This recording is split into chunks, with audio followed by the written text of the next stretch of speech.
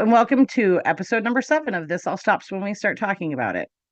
I know I've detailed some pretty serious things over the past couple of weeks, and I figured it might be time for a little bit of a break from hearing about tragedies and do some Q&A. Thank you for tuning in. If this isn't your particular cup of tea, don't worry, we'll be back with the horror stories next week. I have moved the release dates to Fridays and Tuesdays. That's because I didn't realize how many of you guys are obsessed with football. And I really like it whenever you view it live. It makes me excited. Like, oh my gosh, people are paying attention, even if there's only 6 of you, but 6 is something. I'll take it. 6 is better than nothing.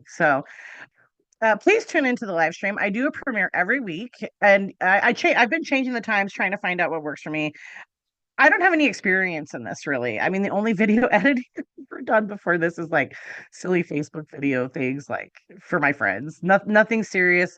And I don't have the best editing software. I do have Adobe Premiere, which I'm not using because I don't know how to use it.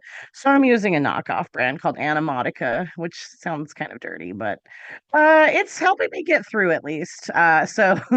I appreciate your patience with the video editing. Maybe someday this will pick up steam and I'll get a professional video editor, but until then, this is what you got. Your girl. Um I did ask for people to submit questions, so we're going to do some Q&A today. Some people wanted to know a little bit about who I am. Obviously, my name is Jill Carlson. I am an attorney who's practiced primarily in the 22nd Judicial District of Colorado. I grew up in Cortez, Colorado. I was born and raised there. I graduated from the high school there, Montezuma Cortez High School. I went to college at Fort Lewis College in Durango, Colorado, which is 45 minutes away. I got my degree in music education. I went and taught as a teacher for a couple of years in Las Vegas. I think I taught for 4 years in Las Vegas, choir teacher, middle school choir, and decided that it wasn't quite for me. Got a job working in a casino as a marketing person, and then I decided to go to law school because I was kind of trying to figure out what I was going to do. And honestly, when I went to law school, it was more of a like, I'm stuck in life. I was like 20, I think I was 27 years old when I went. Um, and so I went ahead and enrolled in law school. I went to law school at Washburn University in Topeka, Kansas. I don't have any complaints about that school. It was a great school. They gave me a great practical legal education, which was fantastic for me doing rural law, working in a rural area. I didn't learn a dang thing about domestic abuse while I was going to law school. I'm sure they probably had a class on it. I didn't take it because I didn't want to do anything with family law. In fact, I didn't take family law as a class until the very last semester of my last year of law school. I had a great teacher, Nancy Maxwell. She kind of ruined some of the concepts of marriage for me as far as romance, talking to me about how it's really illegal thing. But other than that, I didn't have an issue. I never intended to get into family law. I was intending to go back into the casino gaming world. And then when I graduated, there were no jobs. I interviewed for one casino back in the Niagara Falls area. And they said, well, you don't have any casino like compliance or legal. And I was like, no, I can do Photoshop, graphics for you, design collateral. I could do events and promotions for you because that's what I had done in the marketing role at the other casino I worked at. But obviously they didn't hire me. And so at the time I was working at a bar, bartending, trying to figure out what I was going to do while I was studying for the bar. And then after I passed the bar in February of 2012, my family owned an office building there and they had an open room and they offered to me that I could utilize that for 6 months for free, rent free, until I could get my practice going. And I kind of dallied with it for about a week and I said, okay, fine, I'm going to do it, but I'm never taking a family law case. Boy, oh boy, am I an idiot? Um, I was pretty much the only female attorney there for quite some time. There were a couple that came in and out, but pretty much I was the staple there. I was treated pretty terribly there by most of the male attorneys and a lot of the law enforcement agents. In fact, a couple of them engaged in unauthorized practice of law by trying to tell domestic violence victims that I shouldn't represent them in their DV cases because I would mess up their DV cases while the sheriff's office was hiding evidence of abuse and things like that. Maybe not the sheriff's office, one of the agencies. I'll just leave it at that. But anyways, it's been an interesting ride, and I've had to really grow a tough skin because I couldn't really act like a woman there because if I did, they would railroad me. So they don't like my direct and frank style. like it. It's maybe a little abrasive for some, but that's how I talk. So sorry if you don't like it. It's not going to hurt my feelings. If you need to remove yourself from my energy bubble, we'll be just fine not knowing each other. It's not a problem for me. Um, I also have a side little gig that I did kind of to keep my sanity. I actually do some touring professional stand-up comedy. Very, very semi-professional. I'd never wanted to be a comic, despite what some people have said. I enjoy doing comedy. I love comedy production. I love running the show. That's a ton of fun for me, but it was mostly a distraction from my regular life. I would be dealing with horrific domestic violence incidents day in and day out, watching suicides, watching murders, watching law enforcement cover things up. And so every once in a while, I'd get an opportunity to like fly to another city and go do comedy for a couple of days, or drive to Vegas and to go do comedy for a week. And it was mostly just a break for me because I love making a room full of people happy. That's an amazing thing. It's a lot of fun for me. But um, if you've heard of my name before, some of you probably have because I have been on some stuff that I've been on a comedy podcast that was it's particularly popular. And I actually like doing this style because we're talking to these comedians who kind of talk crap to me totally sharpens my skills for whenever government actors talk crap to me. I know how to handle myself. So to all of you that have talked crap to me, thank you. You were just training day. So we're gonna get on some questions and answers. I've had some viewers submit questions about the first two episodes or the first two cases, case one and case two. And if you haven't watched those, I do recommend that you go see them. I'll just tell you if you haven't seen them and you're particularly interested, case one deals with a older gentleman who was a victim of domestic abuse from his former spouse, and how she was assisted by the Dolores County Sheriff's Office in harassing him and targeting him and continuing to abuse him, and the travesties that occurred there. The second case deals with another male victim of domestic abuse that I represented, who had his children wrongfully taken away by false allegations by the mother, and then a proud judge who would not undo a really bad ruling. So, if those are cases you're interested in, you haven't watched them, please do. We will be coming back with case number three starting on Tuesday, and it is going to involve the female victim this time. So please stay tuned. I hope you're enjoying the program. If you are not already doing so, please like, share, and subscribe. The only way I'm going to get more attention is if I have more people watching this. I know a lot of you are watching it. I can see the view counts, but just so you know, if you're afraid you're going to be on a list or something, I can't see who the subscribers are. It doesn't tell me your names. It doesn't give me an email list. So quit being weird and just click it to like it so you can get the updates on the premieres. Okay, let's go on here to the questions. Question number one that a viewer asked is, can you explain what constitutes domestic violence? And in your experience, how has it shown up the most amongst male and female victims? Male versus female. All right. Excellent question. Let's take a real brief detour. And I want to be very clear for those of you watching outside of the state of Colorado, I'm going to specifically be talking about Colorado law and these things. It does not mean that, it's not necessarily applicable to your state. I just don't know the laws in your state. So I would strongly, strongly urge you, if this is something that you're concerned about and you want to know the information, please look up these definitions and these laws or the equivalents in your state to make sure that you have the proper information. All right, so let's start here with what is domestic violence with a V, violence. Domestic violence is actually a criminal sentencing enhancer. It's a criminal charge enhancer. So if someone gets arrested for harassment and they happen to be harassing a former intimate partner or a current intimate partner of theirs, that is where the domestic violence sentence will or enhancer will attach. The DA, when they know that parties are intimate partners, is required to file the case as a domestic violence case. And as you recall, probably from case one, it's actually improper for them to not do it unless they can't prove that the people are intimate partners. So, like for example, there's prima facie or on first appearance evidence in when you're dealing with people who are married or who have formerly been married, that there's probably a pretty reasonable presumption that they have been intimate partners. And so that's where the domestic violence label comes. Now, domestic abuse is something different.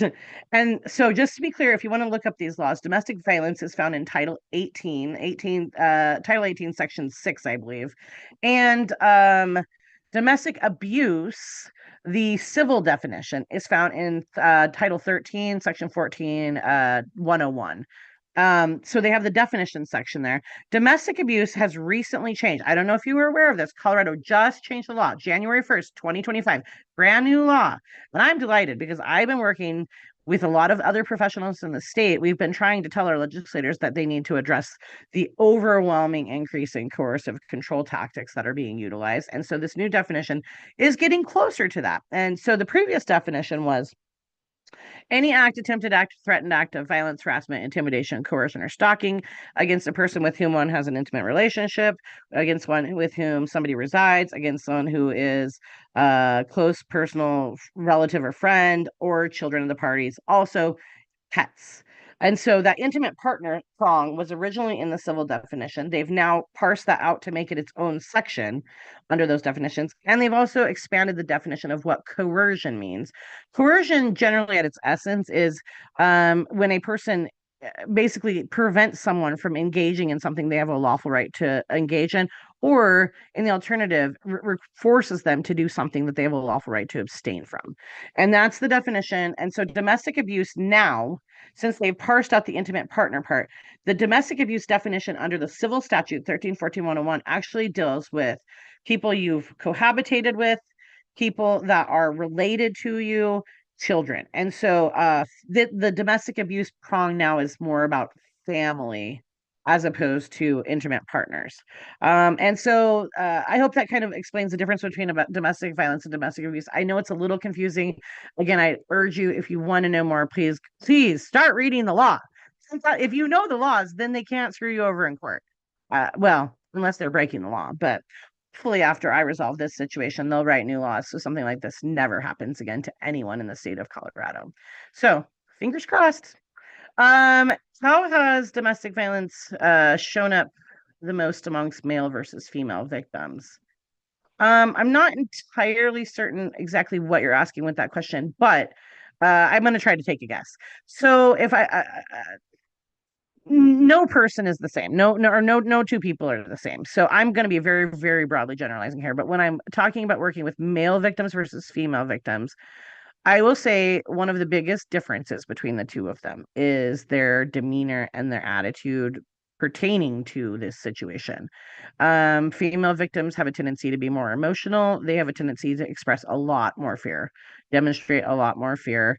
Male victims, by and large, get a little detached, which always makes me concerned. We don't have a wealth of good therapists for men in the area. And so I always try to encourage them to go to counseling, but that's not always the case. And they don't necessarily want to use the domestic violence agencies because there's this perception that the domestic violence agencies are for women, which I hate. I hate that. I think that's a terrible thing. Men, I'm so sorry to you that society has made you feel like you're weak or somehow doing something wrong by reporting domestic abuse or getting out of an abusive situation. I know a lot of you were raised to never raise your hand to a woman, and that's fine. Nobody should raise their hands to anybody, but that doesn't mean you have to sit there and be a punching bag as well. We have very, very few resources for men in the country. It is absolutely devastating. In fact, I went to the Colorado Office of the Victims Advocates Convention in September of 2023. And the Department of Justice had a table there with information about the Violence Against Women Act. And so I approached the gal and said, "Hey, I'm just curious, do you have a similar program for men?" And she said, "Well, men can utilize this program too." And I said, "Do you advertise that to them?" And she admitted they don't. Men, just so you know, you have protections under the Violence Against Women Act, and maybe our legislators need to rethink the genderization of that bill because, boy, oh boy, I'm watching a lot of men get destroyed by the system. I've already told you about two cases. I have way more clients than that, but I've told you about two that happened in the last year, and I have more that happened in the last year.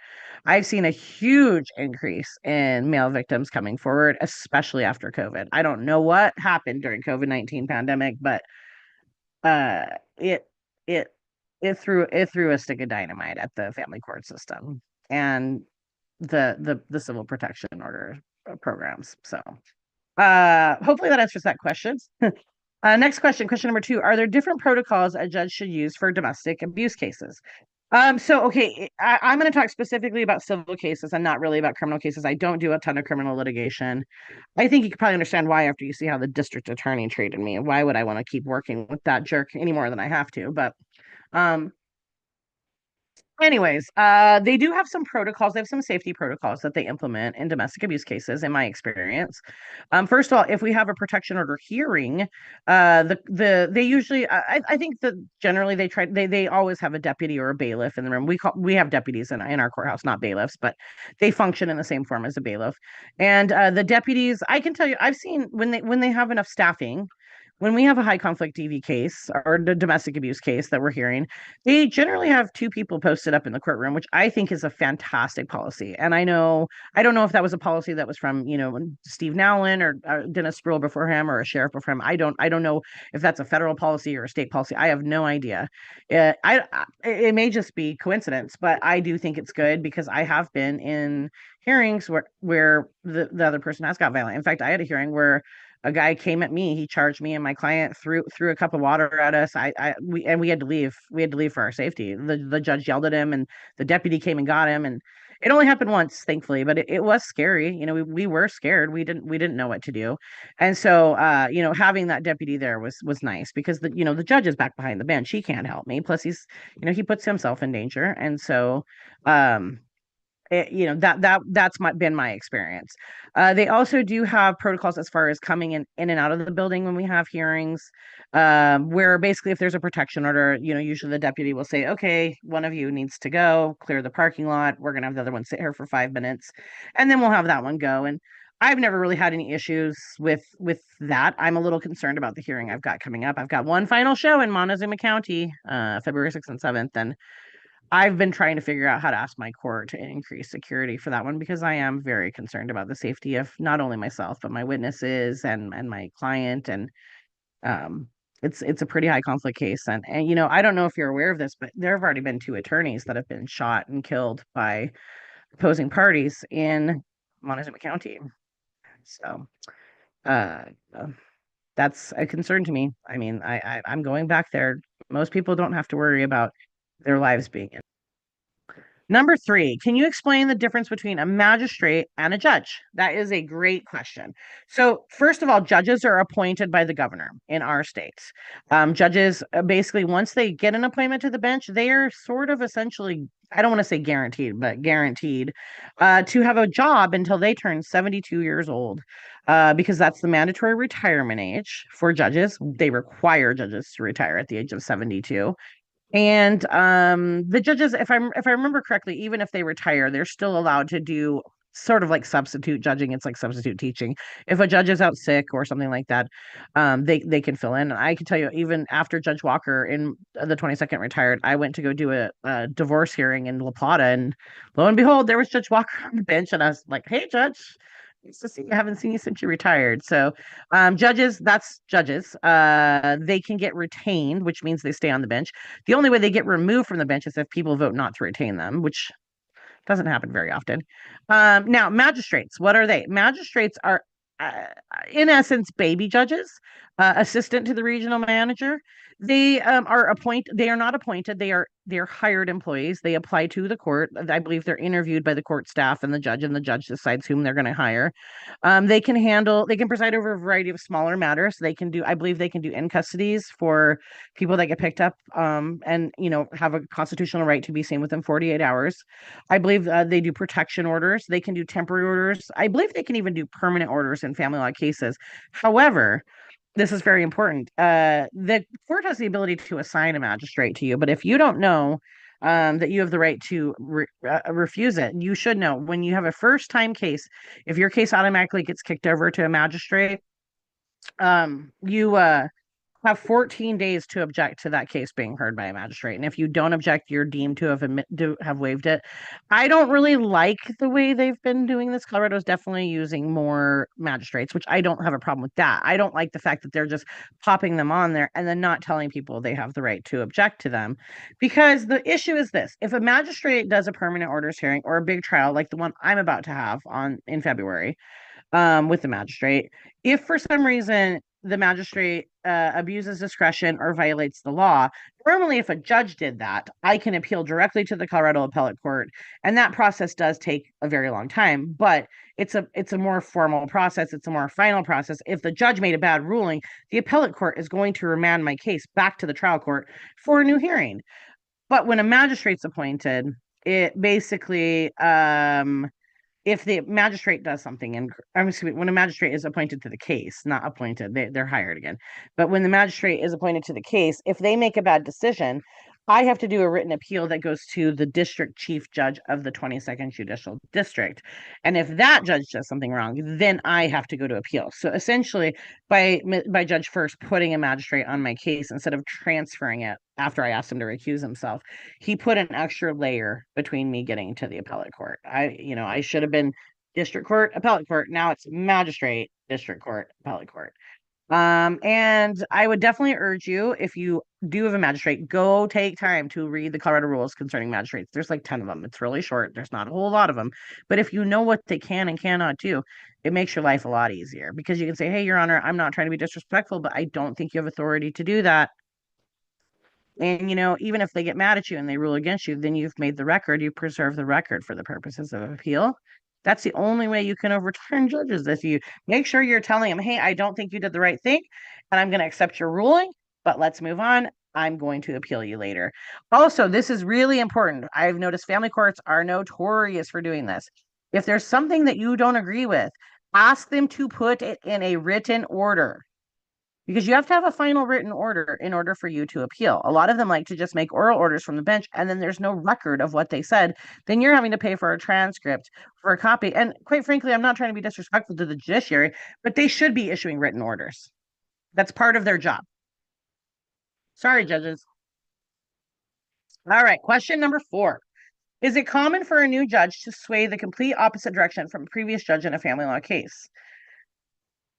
It depends. I want to be really clear. Just because a new judge comes on the case doesn't mean that the previous judge was a good judge. The previous judge may have had bad rulings. And in fact, I had a case like that out of the 6th Judicial District where we had to get a judge off the case, and then the new judge came in and did clean up stuff. In fact, I can tell you, it's happened in this case. Magistrate Taryn, in case number 2, undid a lot of the damage. I didn't talk about all of it, but Magistrate Tarrant undid a lot of the damage that Judge First caused when we had our hearing in September. And so I would say it sort of depends on the situation.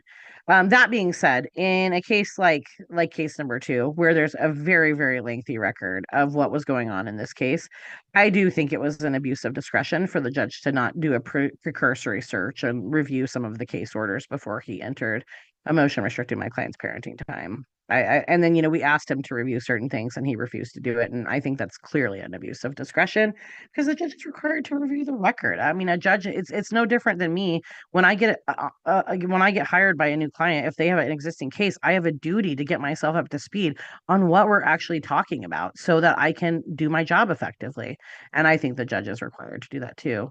I don't think some of them do. I don't think the judge first did, or maybe he did and he deliberately went out of his way to rule contrary because, like I've said before, he doesn't like me.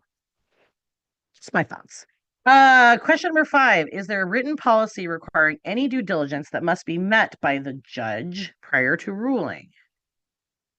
Well, we have the statutes. They're required to follow the law. I can tell you that hasn't been happening in some of my cases. Also, they do have Colorado court rules and they do have judicial, I don't know what they call them. They have a name for them, standard operating procedures. We have chief justice directives that are issued by the Colorado Supreme Court. In fact, if you have a CFI or a CLR, I strongly urge you to get the most current version of the chief justice directive for those positions. So you know what they can and cannot do, and you know how to complain about them if they do something wrong, which we're going to talk about in an upcoming episode. All right, next one. Are judges mandated reporters? The mandated reporter statute is found at Colorado Revised Statute 19-3-304.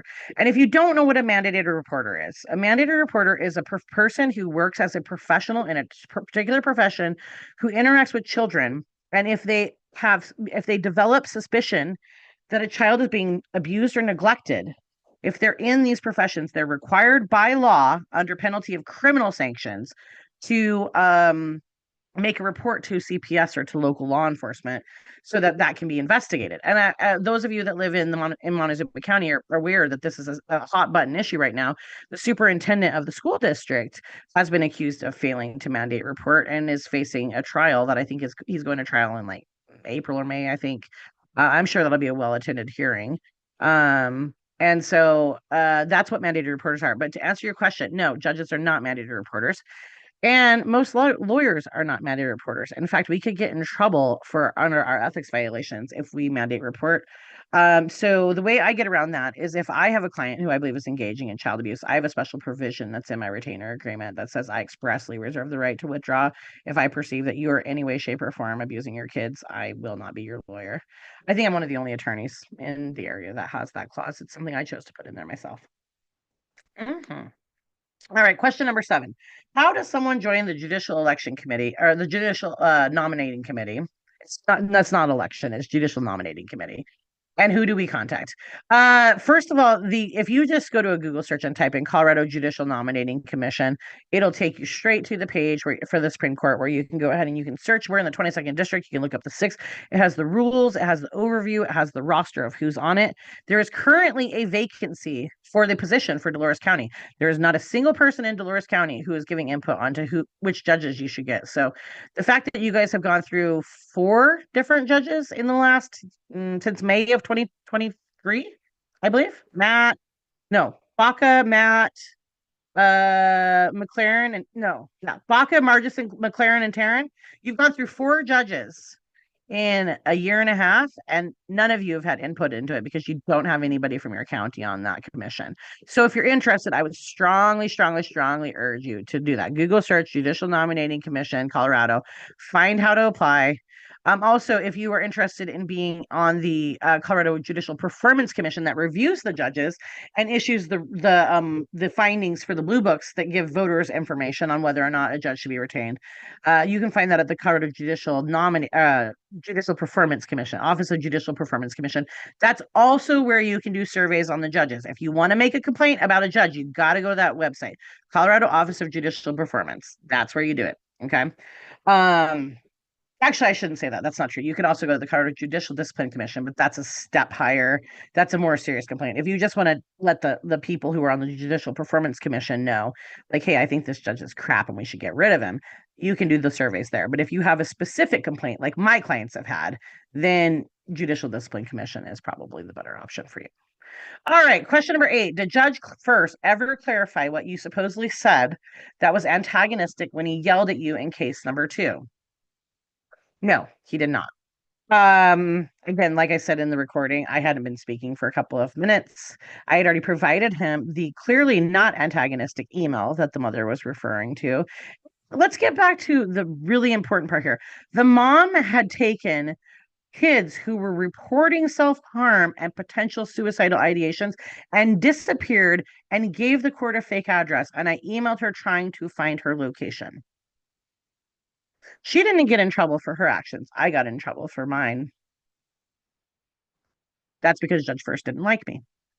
In fact, that wasn't the only time he called me a name in a case. In fact, I think it was the 3rd or the 4th time he had called me a name in a case. I have the transcripts of all the times he disparaged me in court. And no, I believe that he was trying to trigger me into reactive abuse, so I would do something poor on the record so he could slap me with contempt.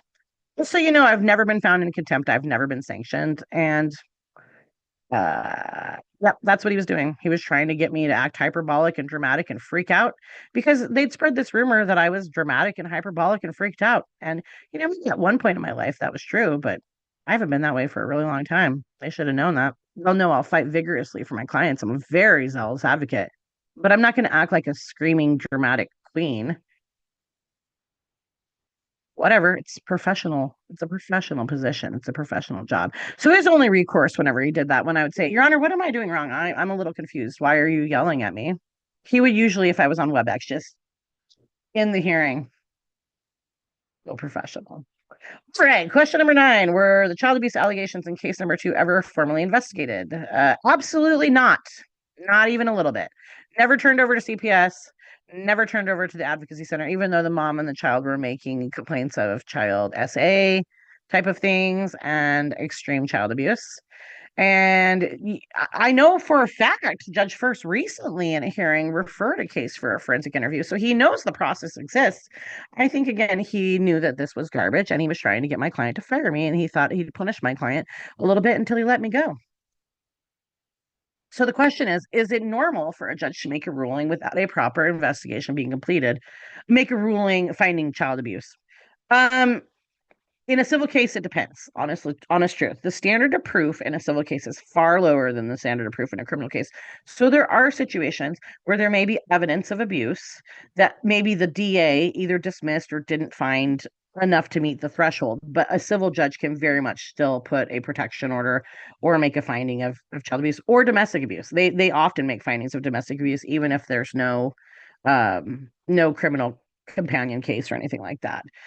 So I wouldn't say I don't necessarily like the phrasing of the question. Is it normal for a judge to make a ruling without a proper investigation being completed? Because I don't think there's a normal situation here. Every family is different, every case is different, every fact pattern is different.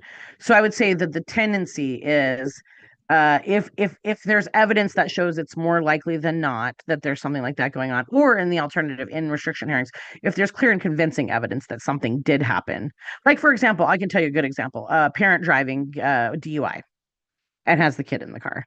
Now, did the kid get hurt? No, but it is a form of child abuse. And so that's a situation where even if the guy gets a diversion on his DUI, the judge can still say, "Hey, you put your kid in danger. I'm not going to let you see your child without supervision until you provide me, 6 weeks worth of clean drug tests and alcohol tests or something like that." So they can do that. Question number 10. Was the child in case number 2 who stated they were having suicidal ideations provided any resources? I have no idea. We had the most difficult time getting information from any of the medical providers. The mom was not being forthright with the court. The court knew that. The court knew that she was totally violating his order and he was just doing nothing about it, which is really concerning to me because there's a child's mental health that was at risk in that situation. And it didn't hurt me. I mean, it hurt my client financially, but it didn't hurt him either. It hurt this young lady. But I don't know if she was. I would imagine not. I do know that the mom tried to shop the child around to different emergency rooms trying to get a child abuse finding against my client, even gave our court file to a emergency room in Salt Lake City. Um, so I would hope that she got something, but I quite frankly don't know. My client hasn't had any in-person time with his child since December 5th of 2023. We don't know. We don't know. He doesn't have contact with his daughter. It's unfortunate. Question number 11 is let's see here. When a DA decides not to charge after a grand jury votes to indict, is being worried what people would think about him a valid reason to not do that? It technically is, yes. Prosecutors have prosecutorial discretion, which means that they can charge whatever they want or not charge whatever they want. And they also have prosecutorial immunity, which means that they can't be in trouble for things they did on the job generally. There are some exceptions to that, and I'm really, really hoping that some of those things will attach in the cases I'm involved in as soon as those investigations actually start happening. But yes, the DA can totally ignore a grand jury and totally bury prolific crimes against humans. Happen a lot in our county, in our district, unfortunately. Question number 12. Do law enforcement investigators and prosecutors have criteria to determine what cases will be investigated and prosecuted? And do they have the freedom to determine what will be followed up on? Well, the criteria would be the statutes. There's elements of a case that you have to investigate, and I do believe again they have discretion to decide whether or not to investigate. I can tell you, our law enforcement exercises their discretion to ignore protection orders all the time, frequently. We'll call them and say, "Hey, this is a no contact order," and he texted her this, and oh well, it wasn't harassing. Yeah, I understand that, but it's still contact, and well, we're not going to do anything about it. So that's where it stops. So what is concerning to me is that there's not a check and balance. If CPS decides they don't want to go forward or they want to bury something, if the cops and law enforcement decide they don't want to go forward and bury something, a lot of people never see justice. And then if your client, who's been having her rights violated over and over and over again, keeps going back saying, "Hey, he's continuing to do it." What I'm seeing from law enforcement, instead of them going, "Oh my gosh, we didn't realize this is really a problem. We're going to help you. Yeah, you're right. You've called us 5 times." Instead, they treat my client like she's being an annoyance. And then whenever something bad does happen, it's usually where that person gets triggered into reacting because they can't get any protection, especially whenever they are a former spouse of law enforcement. It's a big problem there. Lots of you guys have been victimized by your former partners, and their cops. So who do you call? Who do you call? Oversight or accountability for failing to properly investigate reports of criminal misconduct. They're supposed to be. The law enforcement hierarchy as it stands right now, if my sheriff is not doing something right, I'm supposed to go to the district attorney. And if my district attorney is not doing something right, I'm supposed to go to the attorney general. I can tell you, I know personally between the 22nd and the 7th judicial districts, there have been over 86 complaints filed to Phil Weiser about serious issues with the family court system and law enforcement. And from what I know from the two individuals that have relayed back information to me that have actually gotten contact from the DA's office, I haven't. But the two that I know, they were told that they need more individuals to complain, and then Phil Weiser will do something. Gross. I guess I probably won't get help from the attorney general, but that's fine. I don't want. All right, 14. Is it abnormal for victims to say when being questioned about a traumatic event they experienced? This is in relationship to the information I relayed where I said that I had turned in victims of the former director of social services, Josiah Faulkner, and Will First, as the DA, interviewed them and told me when he gave me a phone call that he wasn't going to interview, or he wasn't going to go forward on charges because the victims said too much and it made them seem unreliable. I've said 87 times in this podcast. I don't think is necessarily an indicator of credibility. Is something you say when you're gathering your thoughts. Is definitely something that victims who have been traumatized for months would probably say when they're scared because they're being interviewed by the friends of the people victimizing them. Just so you know, the individuals who were interviewed had reported what was going on 6 months before Josiah Faulkner was allowed to resign. And from what I know, they were threatened by individuals in positions of power at the county. And they were also, there was attempts to bribe them into quitting their jobs or blackmail them. I have evidence of that. I've got recordings. All of the victims were too afraid to go forward with any sort of civil suits after the DA's office completely failed to help them. Thanks, Wilford. We have one final segment here today. Believe it or not, we have a guest. We're going to call this new segment Fun with Podcasts. And today's special guest is Patrick Melton of Nobody Likes Onions. So tune in for the interview, and we'll be back here at the end to send you off for the rest of the show. Thanks.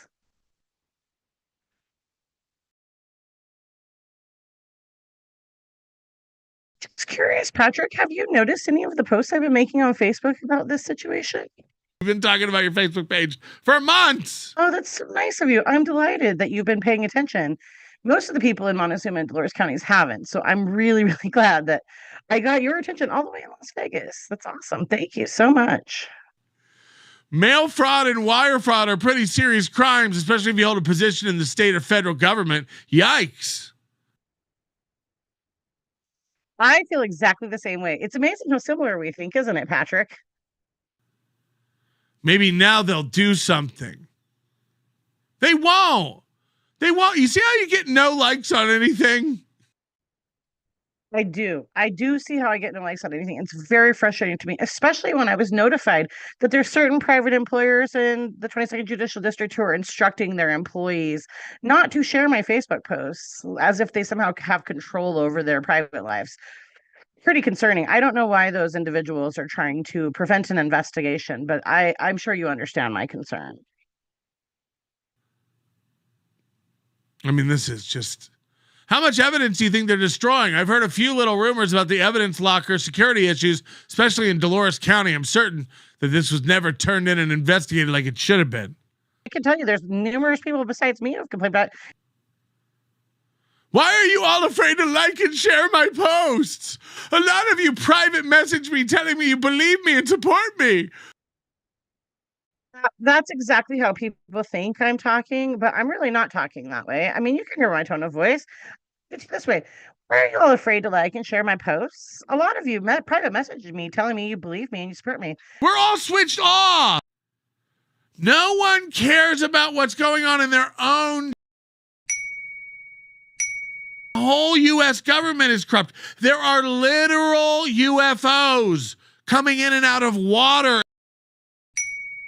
Patrick, you're totally right. The UFOs are definitely concerning, but I just want to make sure you're aware that agency that handles that sort of thing is completely different from the agency I'm trying to contact. FBI doesn't handle water UFOs. So just to make sure you understood, I just want to make it really clear for you. I'm not trying to be condescending or anything. Just making it aware. Just Why we won't look into the 22nd Judicial in Dolores County, Colorado? Because we don't give a fuck. No, I've been dealing with it for years. I actually was a city councilor for 2 terms. I worked as a public defender for people. I volunteered my time, and I did realize there is a collective apathy and malaise that permeates our society. So yes, you're absolutely right. We don't give up, and we should work on that. We should work on that as a citizenry because that's why our country is in the situation it's in. I think we can turn it around, though, folks. I'm optimistic, naively optimistic, but that's how I live my life. The true answer, it hurts, but it's real. You're the only one who gives. No, it's so disheartening. It is the most frustrating thing to watch a populace of citizens sit there and shake their fists about Donald Trump and Kamala Harris, yet they can't bother to look up from their web browsers long enough to see what's happening right next door to them. It's amazing. I'm hoping that maybe this interview will shake some people up into realizing that they need to pay attention. Is there anything else you'd like to say, Patrick? I'm about sorry, this. Jill. Patrick, it really means a lot to me that you acknowledge my plight. I am delighted to have you, and tune in to Nobody Likes Onions. And that's been This All Stops when we start talking about it. Tune in next Tuesday for episode number 8. Thanks so much, folks. Have a great week.